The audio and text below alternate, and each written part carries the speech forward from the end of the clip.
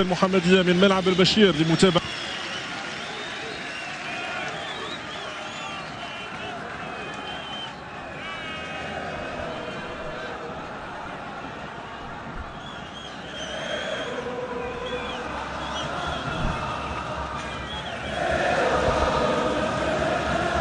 المباراة. تنطلق فادرتنا على أمل متابعة مباراة كبيرة وكبيرة جدا. جاء كرة في منطقة الجزاء، المتابعة في القائمة الثانية، لكن التغطية تتحول من جديد من زكريا حضرف. الكرة الخضر إمكانية للتوغل والتغطية من دفاع شباب الرياض السلمي. ما زال الخطورة زكريا حضرف الحكم يخفي ولا شيء. تتحول كرة من جديد، إمكانية للتسديد، كرة تسدد، إمكانية أولى في المباراة من محمد المكعازي الذي يستعيد مكانته. فسح المجال للتمرير من الطرف الايمن، كره في منطقه الجزاء مرت من امام غايه وتدخل محمد النيري، والكره في كره من الطرف الايسر لرجاء، امكانيه للتوغل من الجهه اليسرى في منطقه الجزاء تمرر، لكن ضربه مرمى للحارس هشام العلوش والذي كان مساهما كبيرا في تأهل تونس للمونديال وأكمل المهمة. المدرب جلال القادري الذي سيقود يلعب كورته في منطقة الجزاء، والتغطية ما زال الخطورة الرجاوية في القائمة الثانية، والتغطية من دفاع شباب الرياض السلمي إبعاد الخطورة.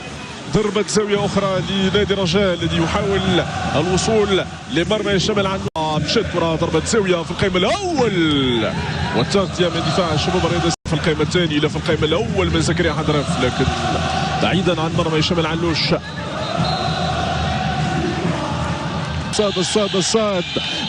الصاد كان بالامكان افضل.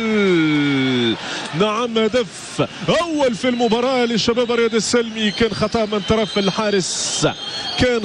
طرف الحارس، في التغطيه، والشباب الرياض السلمي يوفق في بلوغ الهدف عبر جبريل سيلا. جبريل لاعب سابق للرجاء اليوم يلعب لشباب الرياض السلمي، يختار وجهه المرمى ويتمكن من تسجيل الهدف الاول.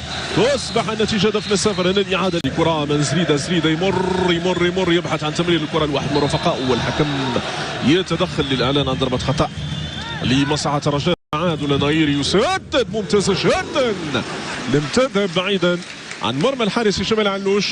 طريقه تسديد الكره الثابته لمحمد النيري تجعل منه واحد من اللاعبين اللي يفضلهم منذ الكبير في مركز الظهير. الجاولو لمحمد المكعازي يلعب زكريا حضرف، والتدخل من الحارس، تحول من الطرف الايسر والتدخل. ضربه جزاء يقول حكم المباراه، ضربه جزاء من حكم المباراه هشام التمسماني لنادي الرجاء. تداول نهيري سدد، والهدف التعادل يعيد التوازن للمباراه يا ساده. هنا في المحمديه الرجاء متعادل هدف لهدف من قدم محمد النيري.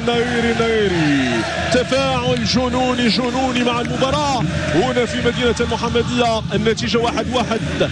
منطقه الجزاء، امكانيه للتوغل والتدخل من دفاع شباب الرياض السلمي. الرجاء يكسب ثقه، هدف يكسبها ثقه، هدف يجعل يدخل في المباراه بعدما واجه صعوبات بالغه في الدقائق الاولى منها. مكعازي وصل الخابة يلعبها زكريا، لكن تدخل عادل الرحيلي والحكم يعود.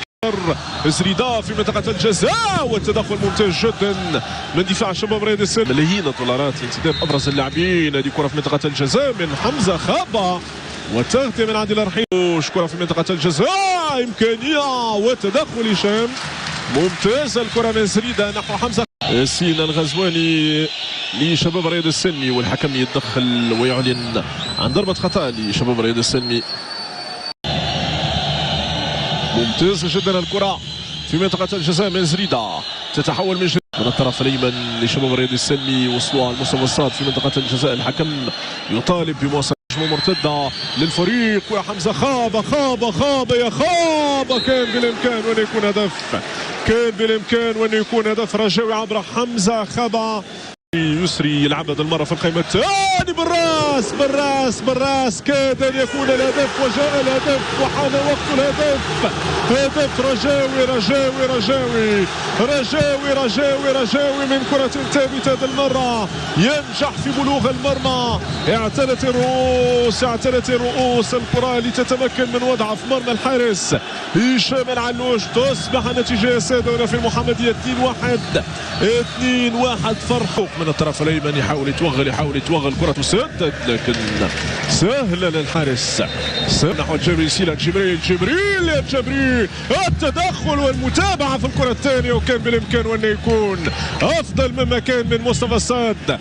المتابعة من جبريل سيلا المرة كان تدخل في مكان وفي محل وفي زمان من الحارس الدولي الجزائري من النوادي والمنتخبات الوطنية. كرة من مصطفى الصاد، المتابعة من دفاع الرجاء والحارس. كرة ثابتة لرجاء تلعب في القائمة الثاني. المتابعة من جمال حركاس. حركاس ينتظر حركاس يلعب كرة من الطرف الأيمن الرجاوية. حكم يمنح الامتياز لاعب لرجاء يسري بوزوق.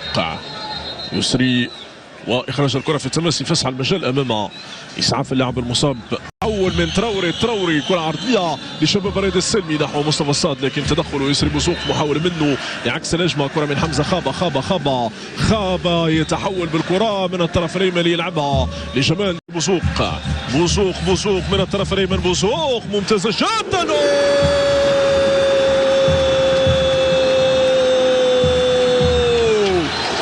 بوزوق لحضريف عابرة لكل الحواجز، عابرة لكل المحطات. الرجاء ينجح في بلوغ الهدف، تصبح النتيجة يا سادة 3-1. عمل كبير من واحد من نجوم المباراة يسري بوزوق لزكريا حضريف الذي لم يخطئ وجهة المرمى. تصبح النتيجة 3-1 لنادي الرجاء.